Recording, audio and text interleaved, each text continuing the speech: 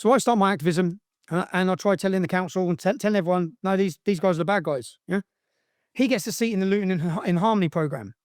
Now, he's on the radio talking about me. Now, I live in Luton. So I just walk into the radio station. You'll find this. Pink News run the story. So if you Google Pink News and his name, you'll find the story. He's on the radio. So I go walking in and the radio host is like, well, seeing as we're talking about Tommy Robinson and he is from Luton, he's just walked in. I said, yeah, I walked in. I want to ask Kadir a few questions. Let me sit down.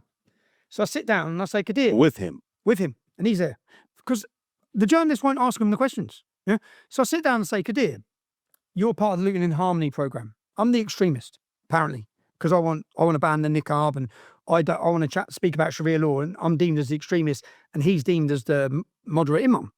I said, in your ideal society, Kadir, in your ideal society, forget Britain, what you want for your society, what would happen to homosexuals? And he can't not answer. Yeah? So journalists just should ask them the questions in the right way. And he said, well, there'll be punishment. I said, yeah, so what punishment would there be, Kadir? Like, what punishment would there be? It's death. You're part of the Luton in Harmony programme, yet you're the imam and you want death for the homosexual community.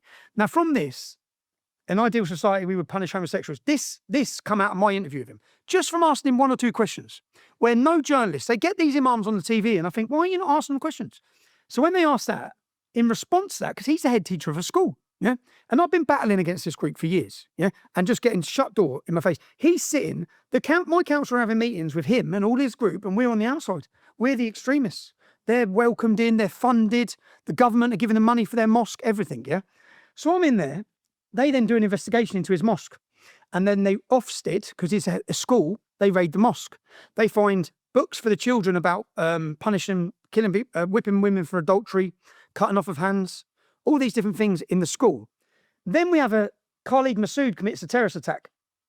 Westminster Bridge. Guess where he was working? Luton Islamic Centre. Guess where the Stockholm bomber went? Luton Islamic Centre. So now, all the things, and this is the level of infiltration, yeah? When I was running the English Defence League, Luton Mosque challenged bombers' extreme views. These are the headlines that they gave as though they were heroes, yeah? Luton Mosque gets money from the Prevent scheme. The government give every mosque in our country money to report if someone's an extremist. When that man went and blew something up, they had never reported him. But then they play the victim all the time, yeah? But Kadir Bask, they receive money. When all this is blowing up and I'm trying to challenge him and we're being called the extremists, there was a group, Luton Borough Council introduced me to a man whose job it was to tackle far-right extremism. So when I met him, I was running the English Defence League. It was in the first couple of years of the English Defence League. He steps forward and he said, right, he told me everything he wants to do. I want to tackle racism. I'm against extremism. I said, I support you in everything you say. Just come and spend 3 days with me.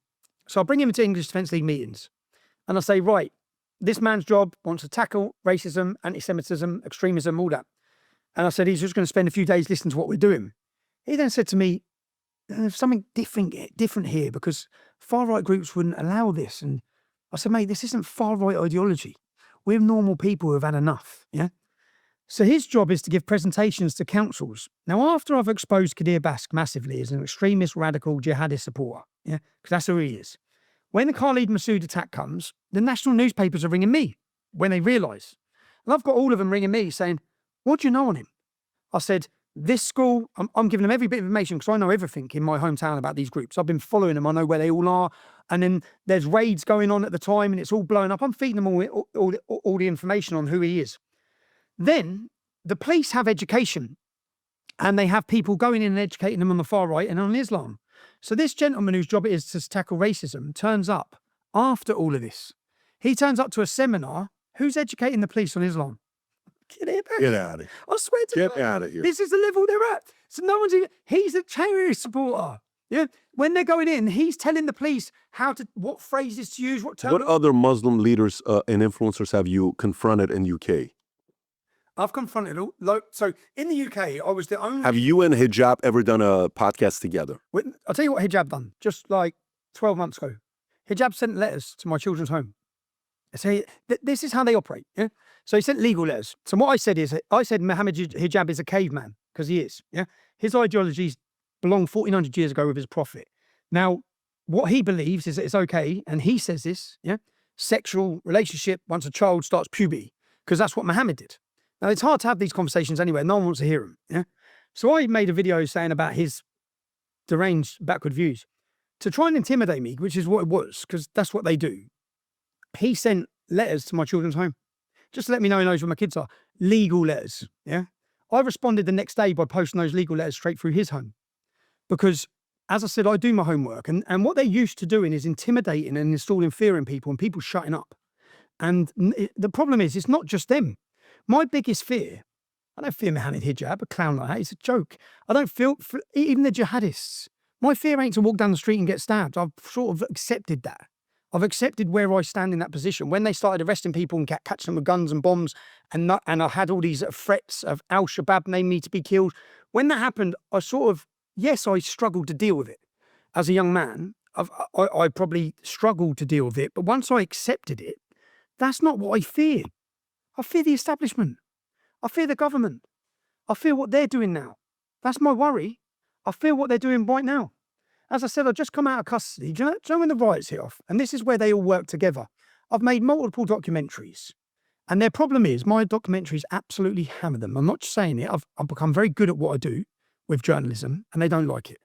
And the way we fight back is to show the public. I need the public to understand, and I counter their lies, which is why when they were able to censor us for so many years, and you couldn't even mention us. We were on obscure little websites. We were on Getter.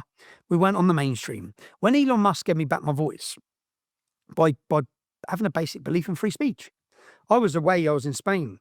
And then I come back to the UK. I organised a demonstration on Armistice Day. October 7th happens. The Palestinian cause. Jihadists that took over our capital city. They're literally standing on the streets of our capital city calling for jihad. They're literally flying Hamas, Hezbollah flags. All of these are crimes. Nothing's being done. We're watching as they're taking over universities, they're taking over capital cities in every Western nation. And probably from the police's point of view, if there's one person that was going to galvanise and mobilise a resistance to that in the streets of the UK, it would be me. I fly back to the UK. They're then talking about Armistice Day, which is the day that we remember our armed forces. We show respects. They were releasing videos and commentary to say that there's going to be no silence. We have a 2-minute silence.